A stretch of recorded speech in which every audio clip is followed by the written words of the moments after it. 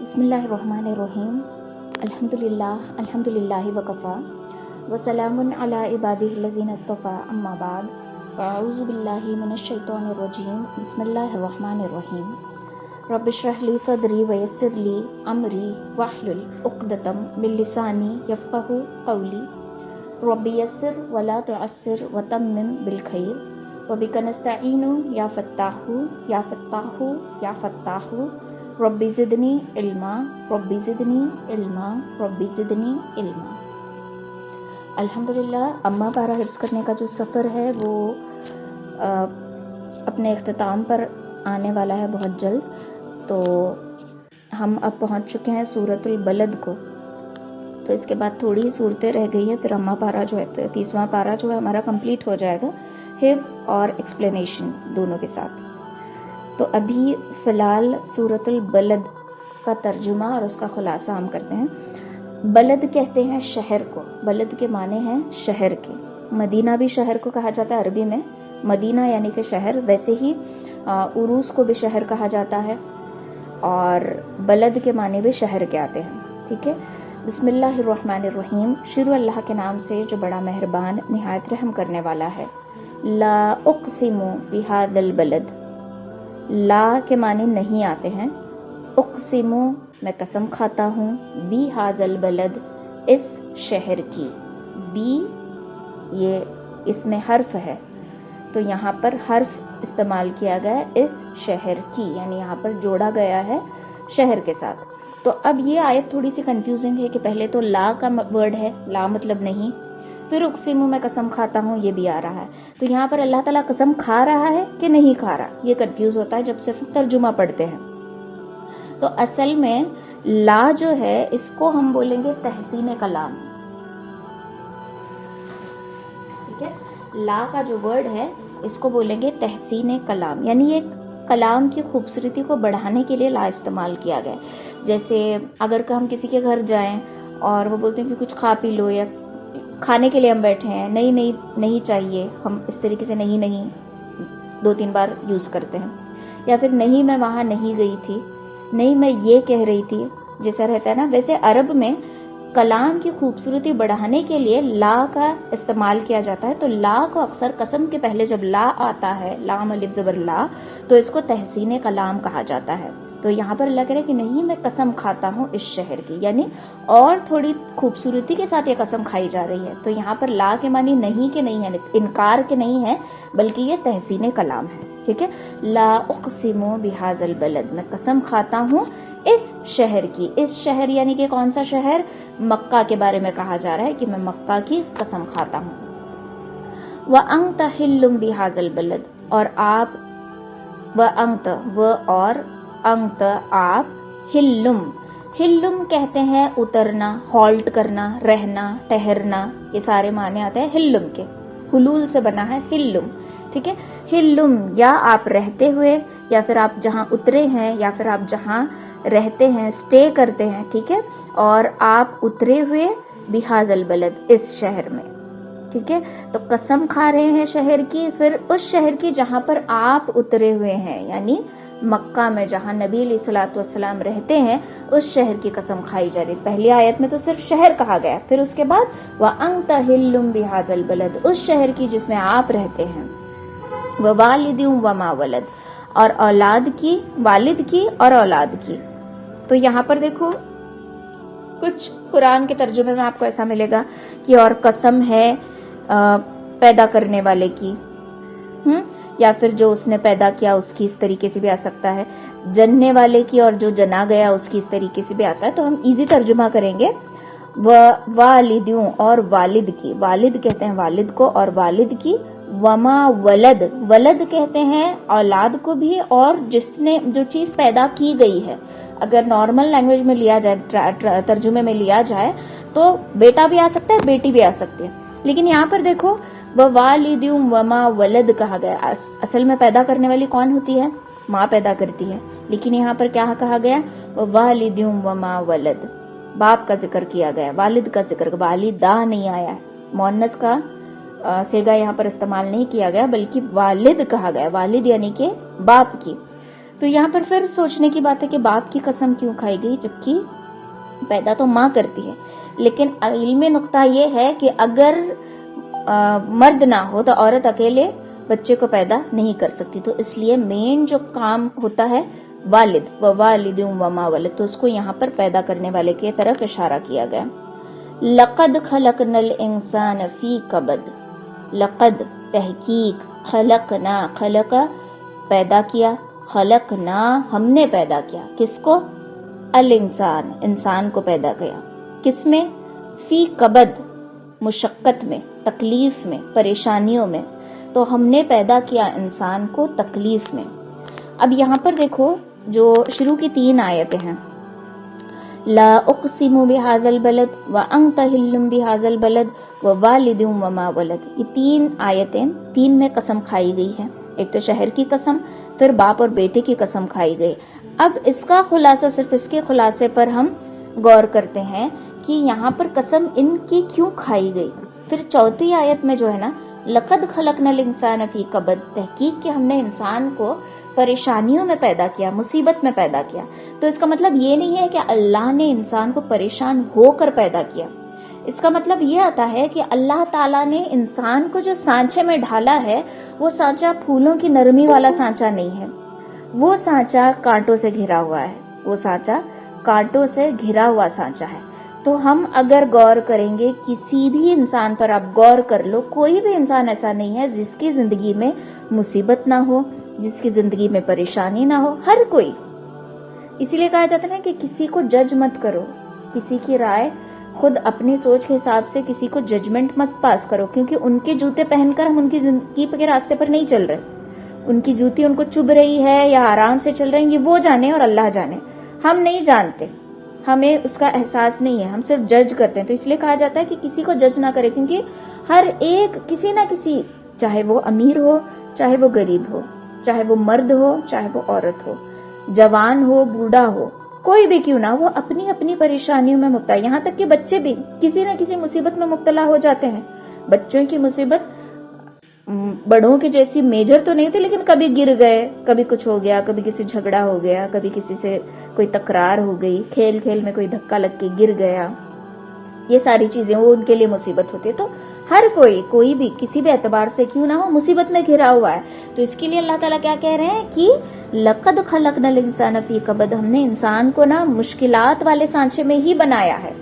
اب ہمارے دل میں خیال آ رہا ہوگا کہ اللہ نے مشکلات والے سانچے میں ہی کیوں بنایا، اللہ چاہتا تو آسانی والے سانچے میں بھی بنا سکتا تھا، لیکن مشکل کا ہی سلیکشن اللہ تعالیٰ نے انسان کے لیے کیوں کیا.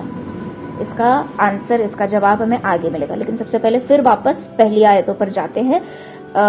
یہاں پر شہر کی اور باپ اور بیٹی کی قسم کھائی گئی. پھر 4 آیت میں کہا گیا کہ ہم نے انسان کو مشکلات میں ہی بنایا ہے. تو دیکھو پہلی مشکل، نبی علیہ الصلوۃ والسلام جس شہر میں رہتے تھے مکہ، جب آپ کے اوپر پہلی وحی نازل ہوئی، جب آپ کو بخار آیا، آپ ڈر گئے، کانپ رہے تھے، تو حضرت خدیجہ رضی اللہ تعالیٰ عنہا وہ کیا کرتی ہیں، آپ صلی اللہ علیہ وسلم کو اپنے چچا زاد بھائی ورقہ ابن نوفل کے پاس لے کر جاتی ہیں. وہ بولتے ہیں کہ یہ تو وہی فرشتہ ہے جو عیسیٰ اور موسیٰ علیہ السلام کے پاس آیا کرتا تھا، اور میں تمہیں نبی ہونے کی خوشخبری دیتا ہوں. کاش کہ میں اس وقت تک زندہ ہوتا جب تمہارے شہر والے تمہیں تمہارے شہر سے نکال باہر کر دیں گے. تو یہ بڑی شاکنگ بات تھی آپ صلی اللہ علیہ وسلم کے لیے کہ میرے اپنے شہر والے مجھے باہر نکالیں گے. تو یوں ہی ہوا کہ مکہ والے آپ کے دشمن بن گئے، آپ کو تکلیفیں دیتے تھے، آپ کو اذیت پہنچاتے تھے. نبی علیہ الصلوۃ والسلام کا ارشاد ہے کہ کسی بھی نبی کو اتنی تکلیف نہیں پہنچی جتنی مجھے پہنچی ہے. کسی قوم نے، کسی امت نے اپنے اپنے نبیوں کو اتنی تکلیف نہیں دی جتنی تکلیف مجھے پہنچی ہے. مطلب کیا ہے اس کا؟ دیکھو اتنے انبیاء کرام گزرے ہیں کہ کسی کو آرے سے چیر دیا گیا تھا، کسی کے جسم کے 2 ٹکڑے کر دیے گئے تھے. طرح طرح کی تکلیفیں ہر ایک نبی کو ان کی قوموں نے دی ہیں، بہت تکلیفیں دی ہیں. لیکن نبی علیہ الصلوۃ والسلام کو جو تکلیف پہنچی وہ جسمانی تکلیف سے زیادہ دل کی تکلیف تھی. اور میں اکثر کہتی ہوں کہ جو وار بدن پر ہوتے ہیں، جو وار جسم پر ہوتے ہیں، وہ آج کل بھر جاتے ہیں لیکن دلوں کے زخم بھرا نہیں کرتے. مجھے سالوں پہلے کسی نے کوئی بات کہی ہو، بیٹھے بیٹھے میں میرا کام کر رہی ہوں، اگر مجھے وہ بات सडनली फ्लैश होती है, वो बात याद आ जाती है, तो मेरा दिल वही तकलीफ महसूस करेगा जो मुझे उस वक्त तकलीफ महसूस हुई थी।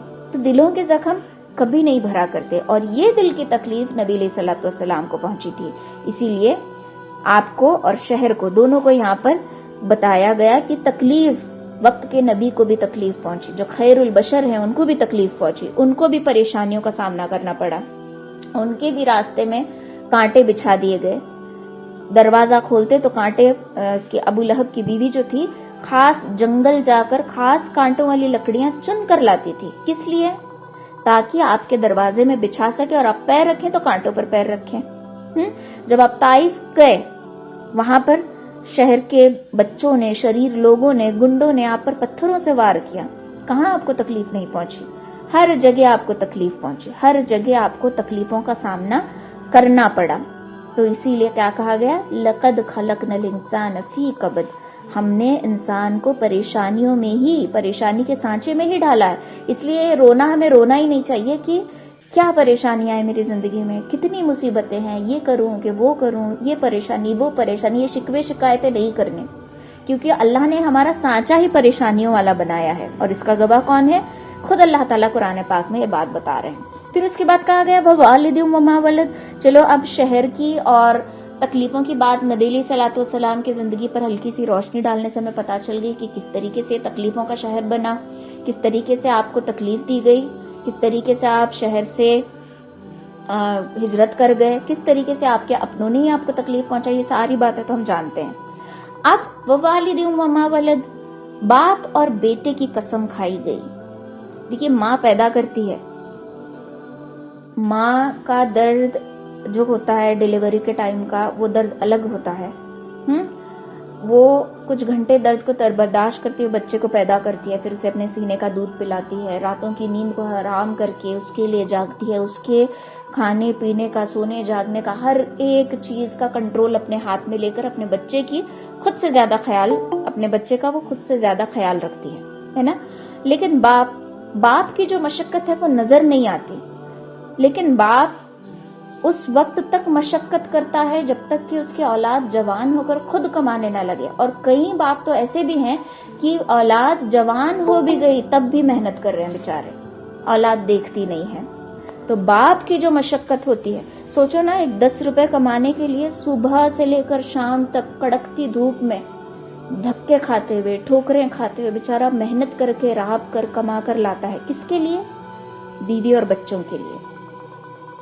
यही फर्क होता है मर्द में और औरत में, कि मर्द ना सारे बाहर के जमाने भर की ठोकरें खाकर, हर एक तकलीफ को बर्दाश्त करके, अभी समझो किसी का दुकान है, दुकान पे बैठ करके कस्टमर देख कर ले करके बिजनेस करके ला रहा होगा।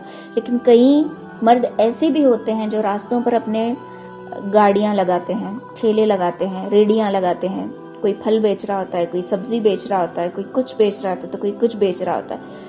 बताइए मुझे, कितने लोग ऐसे होंगे जो उनसे जाकर इज्जत से बात करके उनसे खरीद कर लाते हैं? बहुत ही कम लोग होंगे जो इज्जत और एहतराम से उन लोगों से बात करके खरीद के लाते हैं, वरना या तो बार्गेनिंग कर करके उनका बीपी बढ़ा देते हैं, या फिर नोक झोंक करके, कोई उल्टी बात करके उनको तकलीफ पहुंचा देते हैं। वो सारी परेशानियां झेल रहा है किसके लिए? औलाद के लिए। किसके लिए इतनी मशक्कत उठाता है? औलाद के लिए। किसी का एक बिजनेस है, वो एक बिजनेस करते करते दूसरा बिजनेस करने की भी सोचता है, पार्ट टाइम भी कुछ कर लूं। क्यों? मेरे बच्चों को आराम की जिंदगी दे सकूं, इसलिए। मैंने जो तकलीफात गुजारे वो मेरी औलाद ना गुजारे, इसलिए। तो हमेशा मशक्कत जो है वो बाप उठाता है। तो इसलिए क्या कहा गया, ववालिदिम वमा वलद। अल्लाह ताला बाप और बेटे की कसम, यानी बाप और औलाद की कसम खा रहे हैं कि बाप जो है मशक्कत उठाता है, परेशानियों का सामना करता है औलाद के लिए, किसी और के लिए नहीं बल्कि अपनी औलाद के लिए। और औलाद बदले में क्या करती है? बचपन में बाप के कमाए हुए पैसों पर ऐश करेगी, स्कूल जाएगी, हर एक चीज जो चाहिए, पेंसिल खो गई, इरेजर खो गया, शार्पनर खो गया, ये चाहिए वो चाहिए, सारी चीजें डिमांडिंग। दिन में 2-3 पेंसिल कमा कर आ जाएगा बच्चा, क्योंकि अभी उसको ये नहीं है कि मेरा बाप किस तरीके से कमा कर ला रहा है। और ये बच्चे में कब आएगा? जब माँ बच्चे के अंदर एहसास पैदा करेगी कि तेरा बाप किस मुश्किल से कमा कर ला रहा है। जब तक माँ यह एहसास पैदा नहीं करेगी तब तक बच्चे के अंदर एहसास पैदा नहीं होगा। और माँ एहसास कब पैदा करेगी? जब खुद माँ को एहसास होगा। اگر ماں کو ہی احساس نہیں ہے تو بچے کو کیا احساس ہوگا؟ اسی لیے کہا جاتا ہے کہ ماں کی گود بچے کا پہلا مدرسہ ہے. کوئی ایڈمیشن فارم بھر کے اس کو ایڈمیشن لینے تک وہ بچہ جاہل نہیں ہوتا، وہ بچہ سیکھ رہا ہوتا ہے ماں کی گود میں.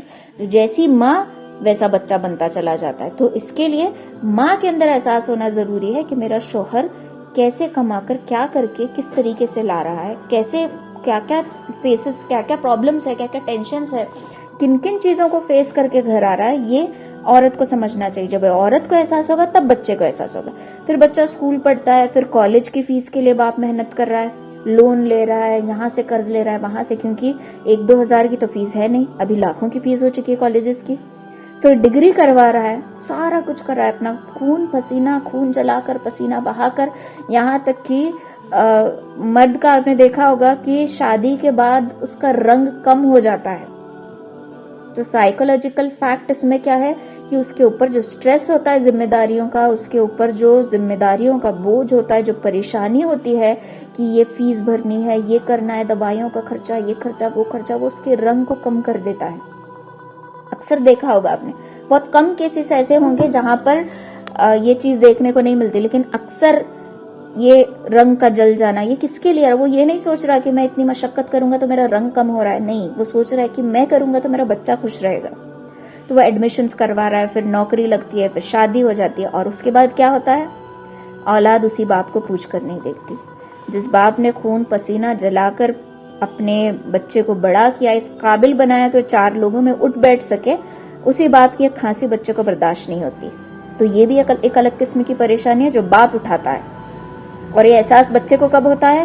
جب وہ خود باپ بنتا ہے، تب اس کو احساس ہوتا ہے کہ میرے باپ نے میرے لیے کیا کیا کیا تھا. تو یہی اس آیت کا خلاصہ ہے، وَوَالِدٍ وَمَا وَلَدٍ لَقَدْ خَلَقْنَا الْإِنسَانَ فِي كَبَدٍ، تحقیق کہ ہم نے انسان کو پریشانیوں میں ڈالا ہے.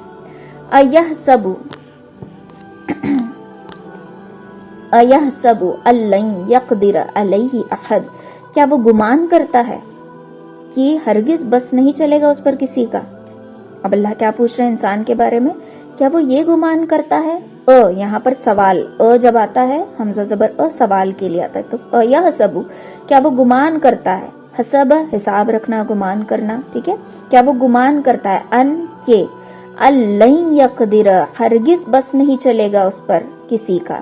تو کیا وہ یہ سوچتا ہے انسان کہ اس پر کسی کا بس نہیں چلتا؟ یقول اہلکت مالا لبدا، کہتا ہے خرچ کر ڈالا مال ڈھیروں کے ڈھیروں. کیا کہہ رہا ہے انسان؟ کہ ڈھیر سارا مال میں نے خرچ کر ڈالا. ایحسب ان لم یرہ احد، کیا وہ گمان کرتا ہے کہ اس کو کوئی کسی نے دیکھا نہیں ہے؟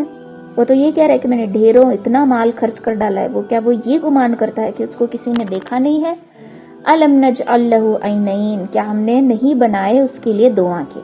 پہلے اس کا خلاصہ کرتے ہیں کہ یحسب ان لن یقدر علیہ احد، کیا انسان یہ گمان کرتا ہے کہ اس کو کسی نے دیکھا نہیں؟ اب اس آیت کو ہم دونوں طریقوں سے لیں گے، پازیٹیو بھی اور نیگیٹو بھی، ٹھیک ہے.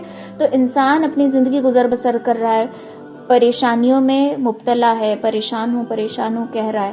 کیا وہ یہ سوچتا ہے کہ اس کی پریشانیوں کو اللہ نہیں دیکھ رہا؟ کیا اس کی مصیبتوں کو اللہ نہیں دیکھ رہا؟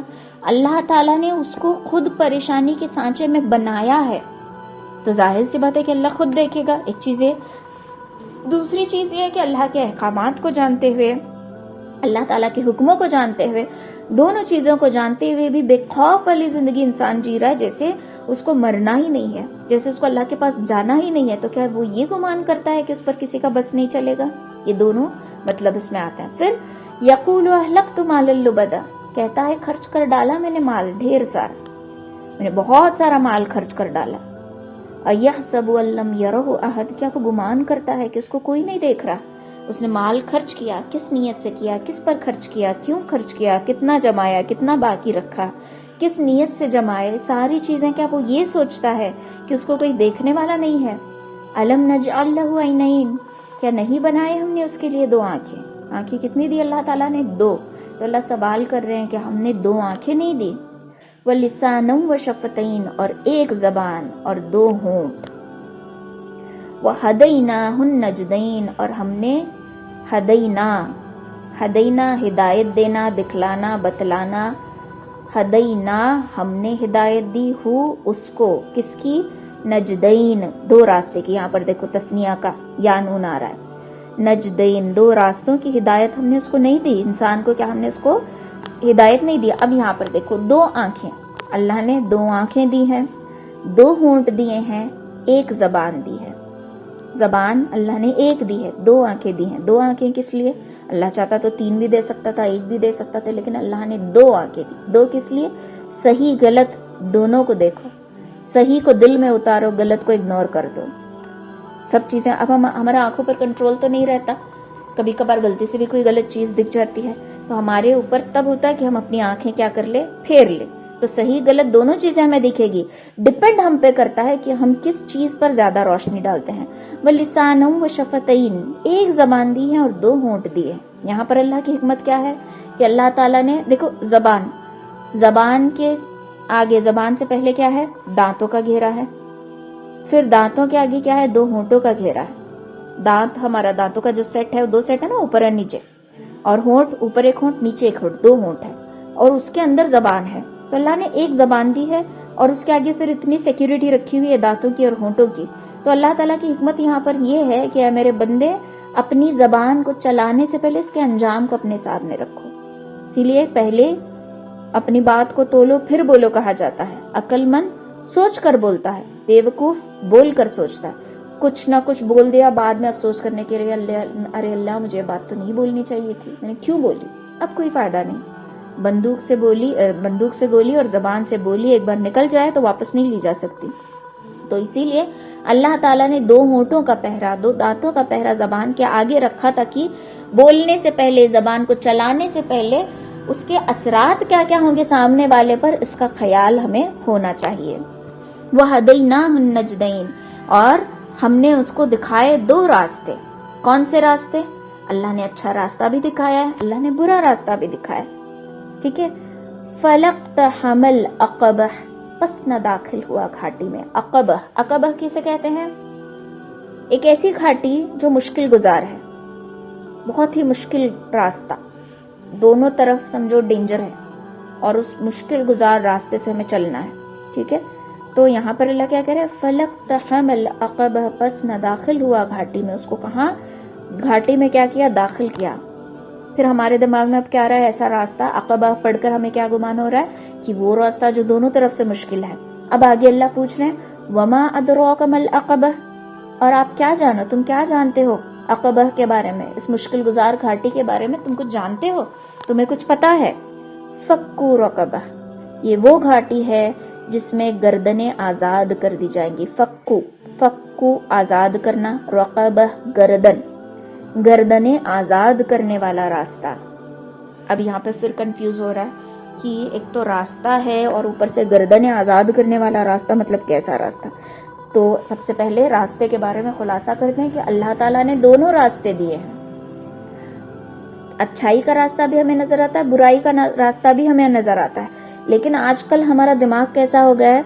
हमारा दिमाग एडिक्ट हो चुका है टीवी सीरियल्स का, वीडियोस का, रील्स का, और उसमें अक्सर ये देखने को मिलता है कि जो बुरा कर रहा है उसकी जिंदगी आसान है, जो गलत तरीके से पैसे कमा रहा है वो लखपति है, जो गलत तरीके से सूद लेकर कमा रहा है वो अमीर है, जो ईमानदारी से सब कुछ सच बताकर हलाल तरीके से कमा रहा है वो गरीब है, वो आगे नहीं बढ़ पा रहा। तो यहाँ पर दिमाग को मैसेज दिया जा रहा है। क्या मैसेज दिया जा रहा है? कि देखो, तुम बुरा करोगे तो अच्छा होगा, शॉर्टकट में गलत तरीके से कमाओगे तो अमीर बन जाओगे, पैसा चाहिए, अच्छा बनना है, नाम कमाना है, तो ये शॉर्टकट्स अपना लो। ये हमारा दिमाग हमें ट्रेन कर रहा है, क्योंकि दिमाग एक ऐसी चीज है जो बहुत जल्दी चीजें ग्रास्प कर लेता है। दिमाग को अल्लाह ताला ने बहुत ही खूबसूरत बनाया हुआ है। तो ये सिर्फ वो चीज नहीं देखता जो हम देख रहे हैं, वो बैकग्राउंड की भी चीजें स्टडी करता है और हमें समझ में नहीं आता। वो अपनी एक्टिविटी खुद कर रहा है, ये हमारे कंट्रोल में नहीं है, हमारे समझ में नहीं आता, और बाद में वो चीजें उसको फ्लैश होने लगती हैं। वो चीजें देख देख देख कर हमारे दिमाग में क्या आ जाता है कि मैं बुरा करूंगी तो मेरा अच्छा होगा। इसीलिए तो आज हर घर में तकरार है, देवरानी जेठानी की नहीं जमती, ननंद और भाभी की नहीं जमती, सास बहू की नहीं जमती। एक बात हमेशा याद रखिए, दुनिया में औरत को सबसे ज्यादा मोहब्बत औरत से है, दुनिया में औरत को सबसे ज्यादा नफरत भी औरत से है। اور یہ اب نفرت کرنا ہے یا محبت کرنا ہے یا ہمارے دماغ کے ان جو فضول ایکٹیویٹیز میں ہمارا دماغ مبتلا ہو چکا ہے اس پر ڈیپینڈ کرتا ہے. تو یہ دو راستے ہیں, اللہ نے دونوں راستے دکھائے ہیں, اب ہمیں اس راستے پر چلنا ہے جو صحیح راستہ ہے. لیکن اکثر دماغ کے اندر جو ہم نے وائرس بٹھا لیا ہے, دماغ جو ہمارا ٹرین ہو رہا ہے شیطان کے جالوں سے, اسلام کے دشمنوں سے جو ہمارے دماغ کو ٹرین کر رہے ہیں, ٹیکل کر رہے ہیں ہمارے دماغ کو, اس وجہ سے ہم ہمیشہ غلط ٹریک پکڑ لیتے ہیں. تو اس کے لیے صحیح راستہ ہمیشہ چننا. ٹھیک ہے, اب یہ مشکل گزار راستہ ہے, لیکن آگے کہا گیا ہے کہ کون سا راستہ تم سمجھ رہے ہو, یہ وہ راستہ ہے جس میں گردنیں آزاد کر دی جائے. گردنیں آزاد کرنا. پھر او اطعام فی یوم ذی مسغبہ, کھانا کھلانا بھوکے والے دن میں, بھوک والے دن میں. مسغبہ کہتے ہیں ایک دم بھوک حد سے زیادہ جب ہوتی ہے, بھوک والے دن میں کھانا کھلانا. یتیما ذا مقربہ, یتیم سے تو سمجھ میں آ رہا ہے کہ یتیم کا ذکر کیا جا رہا ہے. ذا مقربہ قرابت دار والا, تمہارا قرابت قریبی رشتہ دار جو یتیم ہے. او مسکین ذا متربہ, او یا, ٹھیک ہے, یا مسکین کو کب, جب وہ خاک نشین ہو. متربہ تراب مٹی, تراب سے بنا مترب خاک میں مل جانا, متربہ خاک ہو جائے, دھول مٹی والا مسکین. ٹھیک ہے, یہ 3 آیتیں دیکھو. ایک تو ہے گردنیں چھڑانا. گردنیں آزاد کرنا کا مطلب یہاں پر یہ ہے کہ غلام کو آزاد کرنا. عرب کا دستور کیا تھا کہ کسی انسان کو اپنے پاس غلام بنا کر رکھتے تھے, اس کو خریدتے تھے. جیسے ہم سیلری بیسس پر غلام کو رکھتے ہیں, نوکر کو رکھتے ہیں گھر پہ, ویسے عرب میں غلام رکھا جاتا تھا, اور اس غلام کو جس نے خریدا ہے وہی اس کا سب کچھ ہوتا تھا. مطلب اس کے آرڈرز پہ غلام سارا کچھ کرتا تھا. تو ایسے غلام کو آزاد کر دینا, انڈیپینڈنٹ لائف اس کو دینا, یہ ہے گردنوں کا آزاد کرنا. تو یہ مشکل گزار راستے سے تم کو اگر آسانی سے گزرنا ہے تو ان گردنوں کو آزاد کر دو. یہ تو عرب کے لیے ہو گیا, یہاں پر تو یہ غلاموں والا سسٹم نہیں, اور شاید عرب میں بھی ابھی یہ چیز موجود نہیں ہے. اب اس آیت پر ہم عمل کیسے کریں گے؟ اگر کوئی ہمارے ظلم کے تلے دبا ہوا ہے, اگر ہماری ظلم, ہمارا غصہ, ہمارا رعب اور ہمارے ڈر سے کوئی ہماری عزت کرا اور ہمیں پتا ہے کہ ہم اس پر ظلم کر رہے ہیں, تو اس کو اپنے ظلم سے نجات دے لینا, یہ بھی گردن کو آزاد کرنے کے برابر ہے. کوئی نوکر ہے گھر پہ کام کرتا ہے, وقت پر اس کی سیلری دے دینا, 1 تاریخ کو اس کی تنخواہ دینی ہے تو وہ اپنا منہ کھول کر مانگنے سے پہلے اس کی تنخواہ دے دینا. دیکھو کئی لوگ ایسے ہوتے ہیں جو گھر پہ کام کے لیے آتے ہیں نا, اکثر اس میں سے کچھ ایسے ہوتے ہیں جو مجبوری میں کام کو آتے ہیں, ایسا نہیں ہوتا کہ ان کا پیشہ ہی یہ ہے. بات یہ ہوتی ہے, کتنے ایسے عورتیں ہیں جو ایجوکیٹڈ ہیں, 10th تک پڑھی ہوئی ہیں, 2nd ایئر تک پڑھی ہوئی ہیں, لیکن حالات ان کی زندگی کے ایسے ہیں کہ بیچاری مجبور ہو کر ترکاری بیچتے گھوم رہی ہیں, گھروں میں آ کر برتن صاف کر رہی ہیں, کپڑے دھو رہی ہیں. تو ان کی مجبوری کو پہچاننا. اور جو ایسی عورتیں ہوتی ہیں نا جو مجبوری میں کام کر رہی ہوتی ہیں, ان کا منہ نہیں اٹھتا ہے پیسے مانگنے کے لیے. ان کی سیلری کی ڈیٹ بھی آ گئی تو وہ آگے سے بہت پریشان ہو جاتی کہ کیسے مانگوں میں اپنے پیسے. تو اسی لیے حدیث میں کیا آتا ہے کہ مزدور کو اس کا پسینہ سوکھنے سے پہلے اس کی مزدوری دے دو. تو یہ بھی گردنیں آزاد کرنے میں شمار ہوتا ہے. ٹھیک ہے, پھر آگے کیا فرمایا گیا؟ او اطعام فی یوم ذی مسغبہ. تو تم یا تو گردنیں آزاد کرو, او کا مطلب ہے یا, آپشنل یہاں پہ دیا جا رہا ہے, یا پھر کھانا کھلاؤ اس دن, اس انسان کو کھانا کھلاؤ جو بہت بھوکا ہے. ہم بڑے جو اللہ والے گزرے ہیں ان کا عمل یہ ہوتا تھا کہ کچھ گھر میں پکاؤ تو پہلے پڑوس میں بھیجتے تھے. اگر نہیں بھیجا ہے, کوئی پھل آیا ہے گھر میں نیا, تو اس کی چھلکے بھی غائب کر دیتے تھے تاکہ پڑوس کا بچہ دیکھ کر تکلیف محسوس نہ کرے. اور ہمارا حال کیا ہے؟ ہمارے سامنے سے, یتیم بچوں کے سامنے سے ہم کھانے کے پارسلز لے کر جاتے ہیں, یتیم بچوں کے سامنے ہم بڑے ہوٹلز میں بیٹھ کر کھاتے ہیں, پھر شان سے ہم سٹیٹس لگاتے ہیں تاکہ وہ لوگ دیکھیں. کبھی سوچا ان کے دل پہ کیا بیتتی ہوگی؟ ان کے دل میں تو یہ خیال ہوتا کہ میرا باپ زندہ ہوتا تو مجھے بھی لے کر جاتا, میرا باپ زندہ ہوتا تو میرے بھی گھر ایسے پارسلز آتے. ہوتا نا گمان ایسا. آج کے حالات, آج کا دور کون سا ہے؟ سویگی اور زومیٹو کا دور ہے نا. جب ہمارے گھر پارسل آتا ہے تو اڑوس پڑوس کے سب لوگ دیکھتے ہیں. تو تو ایسے میں کیا کرنا چاہیے؟ ایک پارسل ہی آپ نے منگوایا ہے، چلو گھر میں پکانے سے کوئی بھی مجبوری ہو منگایا ہے تو اس میں کا سب کچھ حصہ اڑوس پڑوس میں دے دیں، مل بانٹ کر کھائیں. تو یہ چیز ہوتی ہے. او اطعام، کیا پتا ہم کھا رہے اور پڑوس میں کوئی بھوکا ہے، اس کی بھوک کا سوال ہم سے کیا جائے گا. او اطعام فی یوم ذی مسغبہ، تو جب بھوکے ہیں اس دن کھانا کھلاؤ جب بھوک کی ضرورت ہے. ہمیں معلوم ہے کہ ان کے گھر میں بھوکے ہیں اور معلوم ہوتے ہوئے بھی ہم ان کو کھانا نہیں پہنچا رہے، تو پھر اس مشکل گزار راستے سے تم کو گزرنا پڑے گا. یتیمن ذا مقربہ، یتیم کی کفالت کرو. یتیم جو بچے ہوتے ہیں ان کا دھیان رکھو. جیسے آسمان میں ستارے چمک رہے ہوتے ہیں نا، تو آسمان سے زمین پر وہ گھر ستاروں کے جیسے چمک رہا ہوتا ہے جس میں یتیم کی پرورش ہوتی ہو. اب یتیم کی تلاش کے لیے ہمیں یتیم خانے کی جانے کی ہی ضرورت نہیں ہے. گھر میں کتنے رشتہ دار میں قریبی یتیم بچے ہوتے ہیں، ان کی کفالت کر لو. زیادہ کچھ نہیں کر سکتے تو چھوٹا موٹا ان کے خرچوں میں ہیلپ کر لو. کتنے ایسے گھر ہیں جہاں پر بھائی گزر گیا، بھائی یا بھائی کی بیوی گزر گئی، بچوں کو دیکھنے والا کوئی نہیں ہوتا، تو بچوں کو یتیم خانے میں ڈال دیتے ہیں یا بچوں کو نوکر بنا کر رکھ دیتے ہیں. سورہ نساء میں آتا ہے کہ اپنے خراب مال کو یتیم کے اچھے مال سے مت بدلو. کتنے ایسے گھر ہیں جہاں پر اس کے حصے میں اگر کوئی مال ہے جو اچھا ہے، اپنے خراب مال سے اس کو تبدیل کیا جاتا ہے، اس کا حق مارا جاتا ہے کیونکہ اس کے سر پر اس کے ماں باپ نہیں ہیں. یہ ظلم ہم کرتے ہیں. تو یتیم کی تلاش اگر ہے تو پہلے شروعات اپنے گھروں سے، آس پاس کے رشتہ داروں سے کرو کہ تمہارے قریبی رشتہ دار کون ہیں.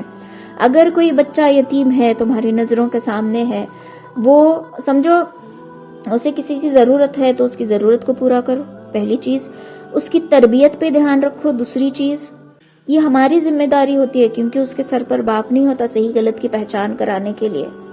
تو یہ ماں کی بھی ذمہ داری بنتی ہے، باپ کی بھی ذمہ داری، باپ تو نہیں ہوتا اس کا لیکن آس پاس کے جو رشتہ دار ہیں ان کی بھی ذمہ داری بنتی ہے کہ وہ بچے بگڑ نہ جائیں. اکثر دیکھا ہوگا آپ نے بھی کہ جس بچوں کے باپ کا سایہ ان کے سر سے اٹھ جاتا ہے، اکثر وہ بچے راستہ بھٹک جاتے ہیں، پتا نہیں کیسے، لیکن ان کے اندر ضد ہٹ درمی بہت زیادہ آ جاتی ہے. ایک تو چیز یہ ہو سکتی ہے کہ شاید باپ نہیں ہے اس لیے ان کی صحیح کو بھی صحیح کہا جاتا ہے، ان کی غلط کو بھی غلط کہا جاتا ہے، ان کو بہت زیادہ پیمپرنگ کیا جاتا ہے. تو بچے کے اندر کیا خیال آتا ہے کہ اب میرے صحیح غلط دونوں چیزوں کو مانا جائے گا کیونکہ میرے سر پر باپ کا سایہ نہیں ہے.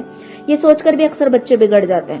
تو یتیم کا خیال رکھنا مطلب یہ چیز بھی اس میں آتی ہے کہ وہ غلط راستے پر بچہ جا رہا ہے، صحیح راستے پر جا رہا ہے. جیسے اپنی اولاد کی فکر ہمیں ہوتی ہے نا کہ اس کے اندر کوئی غلط عادت، گندی عادت نہ آ جائے، ویسے ہی اپنے بھائی کے بچے اگر یتیم ہیں، رشتہ دار میں کوئی یتیم ہے، اپنی بہن کے بچے یتیم ہے، کوئی بھی رشتہ دار اپنی قرابت دار والے اگر کوئی یتیم ہے تو ان کا خاص کر کے دھیان رکھنا. ٹھیک ہے. پھر آگے فرمایا گیا او مسکین ذا متربہ. مسکین کیسا مسکین؟ جو دھول مٹی ہو چکا ہے. وہ مسکین جو دھول مٹی ہو چکا ہے مطلب کوئی ایسا فقیر غریب جو مطلب ہوتے ہیں نا ایسے کیونکہ کپڑے گندے ہو چکے ہیں، مٹی میں مل چکے ہیں. اور کچھ ایسے بھی ہوتے ہیں جو بھوک کے مارے، بہت زیادہ بھوک لگتی ہے تو زمین پر انسان لیٹ جاتا ہے بھوک کو برداشت کرنے کے لیے. جیسے نبی علیہ الصلوۃ والسلام کے زمانے میں پیٹ پر پتھر باندھے جاتے تھے بھوک کو کنٹرول کرنے کے لیے. تو یہ اس کا معنی آتی ہے کہ مسکین جو ہے، جو غریب ہے، جو مٹی میں مل چکا ہے، اس کی کبھی سمجھو کچھ لوگ ایسے ہوتے ہیں جن کے حالات پہلے بہت اچھے تھے لیکن بعد میں حالات ایسے آ گئے، زندگی نے ایسے اٹھا کر پھینک دیا کہ روڈ پر آ گئے. تو ایسوں کی مدد کرو، ان کو کھلاؤ، ان کو کیا ضرورت ہے وہ دیکھو. اب یہاں پر ایک غلطی یہ نہیں کرنا کہ اگر کوئی شراب پی کر پڑا ہے تو مٹی میں پڑا ہے سوچ کر اس کی جا کر اس کو پیسے دے کر مدد کریں. شرابی اور ڈرگس لینے والا، نشہ کرنے والا، یہ جو بھی انسان ہو، مرد ہو یا عورت، اگر آپ جا کر ان کو پیسوں کی مدد کریں گے، وہ پیسہ سوائے نشہ کرنے کی کسی اور چیز میں استعمال نہیں کریں گے. ایک بات یاد رکھیے، بجائے اس کے ان کو ایک وقت کا کھانا کھلا دو اگر وہ بھوکے پیاسے ترستے ہوئے نظر آ رہے ہیں تو، لیکن پیسہ ایسوں کے ہاتھ میں کبھی بھی نہیں دینا. کیونکہ اگر پیسہ دے رہے ہیں تو پھر کیا ہوگا کہ وہ لوگ اس پیسے سے نشہ ہی کریں گے، کچھ اور نہیں کریں گے بلکہ نشہ ہی کریں گے. ثم كان من الذين آمنوا وتواصوا بالصبر وتواصوا بالمرحمة. ثم كان پھر وہ من الذين آمنوا جو ایمان لائے، وتواصوا بالصبر اور تاکید کی صبر کی، وتواصوا بالمرحمة اور تاکید کی یا نصیحت کی رحم کرنے کی. تو وہ لوگ جو ایمان لے کر آئے اللہ پر اور تاکید دی صبر کرنے کی اور تاکید دی رحم کرنے کی، اولئک اصحاب المیمنہ، یہ وہی لوگ ہیں جو بابرکت ہیں، بڑے خوش نصیب ہیں۔ اب یہاں پر دیکھو کئی غیر مسلم بھی ایسے ہوتے ہیں جن کے اندر غریبوں کی مدد کرنے کی عادت ہوتی ہے، یتیم کی کفالت کرنے کی عادت ہوتی ہے، یہ ساری خوبیاں ان میں ہوتی ہے، لیکن یہاں پر اللہ کلیئر کر رہا ہے کیا کہ ایمان شرط ہے۔ اگر جنت چاہیے، نیکی کمانا ہے، آخرت میں اس کا بدلہ چاہیے، تو ایمان کا ہونا شرط ہے۔ کہ کئی نان مسلمز بھی ایسے ہوتے ہیں جو بہت نیک ہوتے ہیں، اچھے ہوتے ہیں، تو ان کا بدلہ ان کو دنیا میں ہی مل جاتا ہے، اچھی زندگی دیتا ہے، آرام والی زندگی اللہ تعالیٰ دے رہا ہے، عزت دے رہا ہے، سب کچھ دے رہا ہے۔ کیوں؟ ان کی سزا جزا یہیں پر ہے، بعد میں ان کو ان ریٹرن کچھ نہیں ملنے والا۔ یہ جو رحمان کی صفت ہے اللہ تعالیٰ کی، یہ سب کے لیے آتی ہے بولتے ہیں میں، وہ یہاں ہے۔ رحیم آخرت میں صرف مومنوں کے لیے ہوگی، تو ایمان کا ہونا شرط ہے، اور جو ایمان رکھیے نیک کام کریں گے ان کے لیے خوشخبری ہے۔ کیا خوشخبری؟ کہ وہ بابرکت لوگ ہیں۔ والذین کفروا، اس کے اپوزٹ وہ لوگ جنہوں نے کفر کیا، یعنی جنہوں نے انکار کیا بھی آیاتنا، ہماری آیتوں سے، ہم اصحاب المشأمہ، تو وہ لوگ کون ہیں؟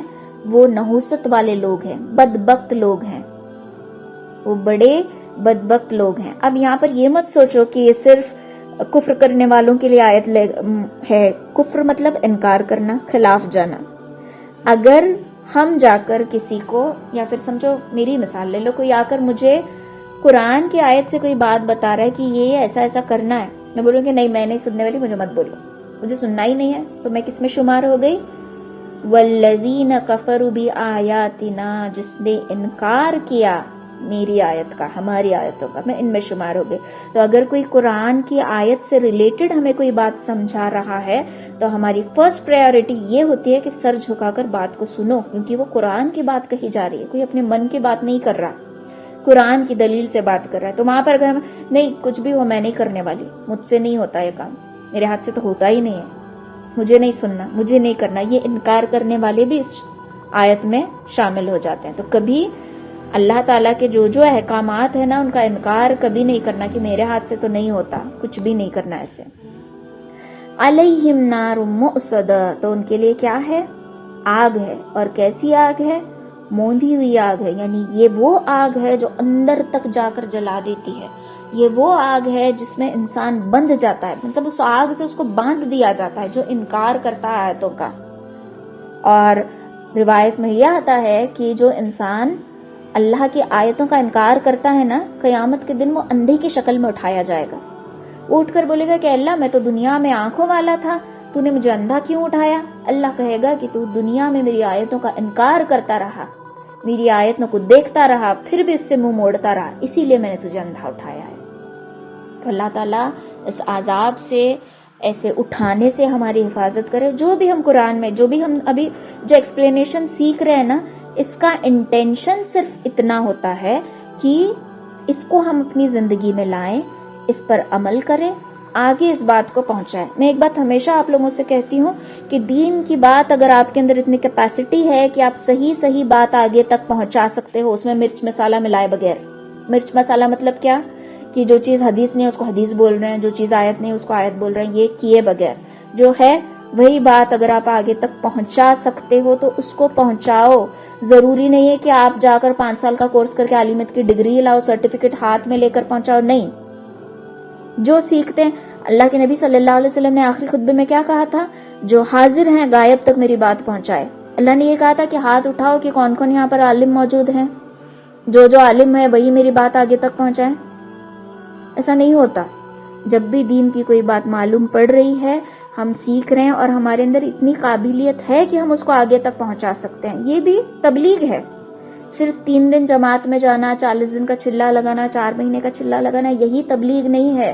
جو سیکھ رہے ہیں اس کو آگے تک پہنچانا، یہ اصل تبلیغ ہے۔ گھر بیٹھے بھی ہم اس کو کر سکتے ہیں۔ تو اگر اتنی کیپیسٹی اللہ تعالیٰ نے رکھی ہے تو اس کو آگے تک پہنچانا۔ یہ جو ہم سیکھ رہے ہیں، میں ہمیشہ بولتے ہیں کہ نوٹس مینٹین کرو، یہ کرو وہ کرو۔ کیوں؟ کیونکہ نوٹس رہیں گے، ایک بار پڑھ لیں گے تو واپس سارا ریوائز ہو جائے گا، پھر ہم آگے انشاءاللہ اس کو پہنچا سکتے ہیں۔ آپ یقین نہیں کرو گے کہ میرے مدرسے کے نوٹس ابھی تک باقی ہیں، ابھی تک میں نے رکھے ہیں سنبھال کر، ان کو جلانا یا پھینکنے میرا دل ہی نہیں کرتا۔ کیوں رکھے؟ کبھی علم ایک ایسی چیز ہے جو کبھی بھی کام آ سکتی ہے. میں آج بھی نورانی قاعدہ ریوائز کرتی ہوں, یاد ہے لیکن پھر بھی کرتی ہوں. کیوں؟ کیونکہ علم کبھی نقصان نہیں دیتا, علم ہمیشہ نئی شاخیں کھولتا ہے. تو اس کے لیے جو ہم نے سیکھا ہے اس کو آگے تک پہنچانا. اب ایک آیت کا میں نے کہا تھا کہ لاسٹ میں آپ کو سمجھاؤں گی کہ پریشانی کے سانچے میں اللہ نے کیوں ڈالا ہے. اب دیکھو, بہت سارے لوگوں کو لگتا ہے کہ دین بہت مشکل ہے نا, لیکن یہ ہمیں کیوں لگتا ہے؟ کیونکہ ہم اپنی آنکھوں کی نظر سے دیکھتے ہیں. جو اللہ تعالیٰ نے نظریہ ایک ایمان والے کو بخشا ہے اس نظریے سے ہم نہیں دیکھتے. کسی کو اگر کہا جائے کہ اسلام میں آ جاؤ تو لوگوں کے ذہن میں کیا آتا ہے کہ زکوٰۃ دینا, کفارہ دینا, یہ کرنا, 5 وقت نماز پڑھنا, 1 مہینہ روزے رکھنا, یہ ساری چیزیں ان کو مشکل لگتی ہیں. لیکن یہ جو دین کے اصول ہیں, یہ جو اسلام کی جو مشقتیں ہیں جو انسان اٹھاتا ہے, اگر ان کو آج کے لوگ سائنٹیفکلی دیکھیں گے تو مسلمان میں جو ساری عادتیں ہیں یہ بہت ہی اچھی زندگی گزارنے والی عادت ہے. سمپل سی بات, وضو. ایک مسجد میں ایک باہر کسی علاقے میں کوئی دوسرے کنٹری کا واقعہ میں نے سنا تھا کہ ایک ڈاکٹر بڑے دھیان سے ایک آدمی کو دیکھ رہا تھا وضو کرتے ہوئے, اور وضو کرتے ہوئے دیکھنے کے بعد اس سے کہا کہ اب میری سمجھ میں آیا کہ مسلمان قوم میں پاگلوں کی تعداد کم کیوں ہے. تو آگے سے اس آدمی نے پوچھا کہ کیوں؟ تو یہ ڈاکٹر کہنے لگا کہ میں ایک دماغ کا ڈاکٹر ہوں, اور میرے پاس جو کیسز آتے ہیں وہ دماغ سے ہی ریلیٹڈ رہتے ہیں.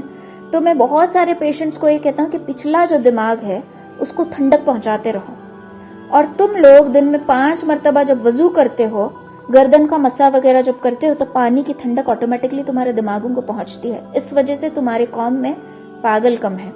زکوٰۃ دینا, صدقہ دینا کون سی بڑی مشکل ہے؟ اگر ہمارے پیسے سے کسی اور کے گھر کا چولہا جل رہا ہے تو کیا بری بات ہے؟ اچھا راستہ ہم چن رہے ہیں, مشکل والا راستہ نہیں ہے. لیکن کیسا ہوتا ہے, سمجھو میاں بیوی ہے, تو میاں اگر سخاوت والا ہے تو بیوی اس کے اپوزٹ ہوتی ہے. وہ بولے کہ ہاں دوسروں کا ہی کر لو, اپنے بچوں کا تو تم نے سوچنا نہیں ہے.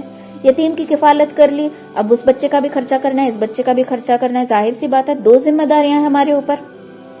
تو 2 ذمہ داریاں ہیں, اس لیے بڑی اسکول سے نکال کر سمجھو سب بچوں کو ایک چھوٹی اسکول میں داخلہ کروا دیا جہاں فیس کم ہے. اب بیوی کچ کچ کرے گی کہ بچوں کو اچھی اسکول سے نکال کر یہاں لگا دیا. یہی کرو, دوسروں کا ہی سوچو, اپنی اولاد کا مت سوچنا. ایسا نہیں ہے کہ ان کا سوچ کر اپنی اولاد کو راستے پر پھینک دیا, ایسا نہیں ہے. جو اچھا تھا, بہت بہترین تھا, اس کو اچھے میں تبدیل کر دیا. تو یہ دین ہے, یہ دین خوبصورتی ہے جو صرف اپنا سوچنا نہیں سکھاتا, یہ دوسروں کا سوچنا بھی سکھاتا ہے. سنت کے اعتبار سے دیکھ لو, اگر کبھی وقت ملے تو سنت نبوی اور جدید سائنس, یہ کتاب ہے, کتاب پڑھ کر دیکھنا. جتنی سنت نبی علیہ الصلوۃ والسلام کی ہے, ساری سنتوں کو سائنٹیفکلی وے میں لے کر دیکھا جائے تو بہت سارے فائدے ہیں سنت پر عمل کرنے کی وجہ سے. حج کو جانا یہ بھی ایک عمل ہے جو فرض کیا گیا, اس پر بھی بہت سارے فائدے ہیں. کیا فائدے ہیں؟ انسان کے اندر کا تکبر مٹ جاتا ہے, کیونکہ حج میں وہ لوگ بھی پیدل چل رہے ہیں, پاگل ہو چکے ہیں, ہوش نہیں ہے, جو کبھی اپنے کاروں سے زمین پر پیر نہیں رکھے کار سے اتر کر, اور وہ لوگ بھی چل رہے ہیں جو کبھی کار میں بیٹھے نہیں, سب ایک برابر ہو کر چل رہے ہیں. یہ ثابت کر رہا ہے اللہ وہاں پر کہ دیکھو میں تمہارا بنگلہ, گاڑی, کار, تمہاری ریڑی, تمہارا رکشہ, تمہارا پیدل چلنا, تمہاری پھٹی پرانی چپل, تمہارے اچھے والے سینڈل میں کچھ نہیں دیکھتا. میں تمہاری نیت, تمہارا خلوص, تمہارا اخلاص دیکھتا ہوں. یہ اللہ بتا رہا ہے. تو ہمارے تکبر کو مٹانا ہے تو حاجیوں کو دیکھنا, اس میں ہر کوئی چل رہا ہے, گورا بھی ہے, کالا بھی ہے, حبشی بھی ہے, فارنر بھی ہے, رنگ روپ سارا کچھ نہیں دیکھا جا رہا, صرف دیکھی جا رہی تو تڑپ, اور کسی کو اپنی ہوش نہیں ہے. تو ہر ایک عمل یہ جو ہے یہ قبض ہے, یہ مشکلات کا سانچہ ہے, اور اللہ تعالیٰ ہر کسی کو اس مشکلات کے سانچے میں نہیں ڈالتا, صرف انہی کو ڈالتا ہے جس کو اللہ تعالیٰ نے چن لیا. اور یہ ہماری خوش نصیبی ہے کہ اللہ تعالیٰ نے ہمیں چن لیا, مسلمان بنایا. لیکن ایک میرا تجربہ یہ بھی ہے, ہم لوگوں کو ریڈی میڈ ملا ہے, مطلب ہمارے ماں باپ کو دین ملا اس لیے ہمیں ملا, لیکن جو کچھ لیڈیز ہیں جو وی آئی پی ہے, مطلب ریورٹ ہو چکی ہیں, اسلام میں کنورٹ ہو چکی ہیں, ان لوگوں کے ایمان کا جذبہ, ان لوگوں کی پڑھنے کا جذبہ, ان لوگوں کی مشقت دیکھو نا تو دل حیران رہ جاتا ہے. ہم لوگوں کو ریڈی میڈ ملا, ہم کو قدر نہیں ہے. ان کو ریڈی میڈ نہیں ملا, ان کو مشقت کر کے ملا, تو ان کی قدر کا لیول, ان کا جذبہ الگ ہی ہے. میں آپ لوگوں کو بولتی ہوں نا پلیز جوائن کر کے, وہاں مجھے ان کا میسج آتا ہے کہ کب لنک بھیج رہے ہو, مطلب اتنی بے صبری سے بیٹھے رہتے ہیں. تو یہ بہت ڈفرینس آپ لوگوں میں اور ان کے میں میرے پاس ہیں کچھ پڑھتے ہیں سیکھ رہے ہیں, تو ان کا اور ہمارا ڈفرینس بہت ڈفرینس ہے. ان کی تڑپ, ان کے سیکھنے کا جذبہ, ان کا نالج کو کھود کر یہ کیوں ہے, یہ کس لیے ہے, یہ کیا, ہر کلاس میں کم سے کم 5-6 سوال ان کے ہوتے ہیں. تو ان کی تڑپ پتہ چلتی. کیوں کہ ان کو مشقت کر کے دین حاصل ہوا ہے. ایمان کی دولت مفت میں نہیں ملی, لیکن ہمارا کیا حال ہے, مفت میں ملی ہے. اور کوئی چیز جب مفت میں ملتی ہے تو اس کی قدر ہم نہیں کرتے, اور اس کی قدر کب ہوتی ہے, جب ہم کھو دیتے ہیں. اور ہمارا کھونا یعنی کیا, آخرت میں ہمیں قدر ہوگی, اور تب اللہ تعالیٰ کو ہم واپس لوٹا دے, ایک موقع دے بولیں گے تو بھی اللہ موقع نہیں دے گا. تو یہ جو ان کے اندر تڑپ ہوتی ہے نا, کس لیے, کیونکہ اللہ تعالیٰ نے ان کو چن لیا. ویسے ہی اللہ نے ہم کو بھی چنا ہے, بس ہمیں ہمارے اپنے آپ کی قدر نہیں ہے, اور جب تک ہم خود کی قدر نہیں کریں گے دوسرے ہماری قدر نہیں کر سکتے. تو اللہ نے ہمیں چن لیا ہے مسلمان بننے کے لیے. تو یہ جو سانچے میں اللہ نے اتارا ہے, اس کو غنیمت سمجھنا, اس کو پریشانی نہیں سمجھنا, اس کی ناشکری نہیں کرنا, شکر گزار بننا. ابراہیم علیہ السلام کو کیسے آزمایا اللہ تعالیٰ نے, کیوں آزمایا, کیونکہ وہ اللہ تعالیٰ کے خلیل تھے, دوست تھے. ایک ہوتا ہے فرینڈ, ایک ہوتا ہے بیسٹ فرینڈ, تو یہ بیسٹ فرینڈ تھے. تو ویسے ہی اللہ نے ہم کو بھی چنا ہے. اسے ناشکری کے جذبے میں نہیں کہ کیا مصیبت ہے, کیا پریشانی ہے, یہ کرنا ہے, وہ کرنا ہے, یہ کبھی نہیں کرنا, ہمیشہ شکر گزار رہنا. تو اس صورت میں ہمیں کیا پتہ چلتا ہے کہ اپنے مسلمان ہونے کا شکر ادا کرنا, اپنے ایمان کی قدر کرنا, اپنے مسلمان ہونے کی قدر کرنا, یتیم کی قدر کرنا, مسکین کی قدر کرنا, اگر کوئی ہمارے ظلم تلے ڈوبا ہوا ہے تو اس کو آزاد کر دینا, آل ان ون رحم کرنا. تو اس میں اللہ تعالیٰ خاص میسج جو بندوں کو دے رہے ہیں وہ رحم کرنے کی ہے. اگر ہم رحم نہیں کرتے, صلح نہیں کرتے, نرمی کا معاملہ نہیں کرتے, تو آخر آیت میں کیا فرمایا گیا کہ موندی ہوئی آگ میں ڈالا جائے گا. تو اس آگ سے نجات پانی ہے تو ابھی مشقت ہمیں کرنی پڑے گی. اللہ تعالیٰ کہنے سننے سے زیادہ عمل کی توفیق دے. آمین ثم آمین. وآخر دعوانا ان الحمدللہ رب العالمین. واپڑنا سبحان اللہ و بحمدہ سبحانک اللہم و بحمدک نشہد ان لا الہ الا انت نستغفرک و نتوب الیک. سبحان ربک رب العزت عما یصفون وسلام علی المرسلین والحمد للہ رب العالمین برحمتک یا ارحم الراحمین.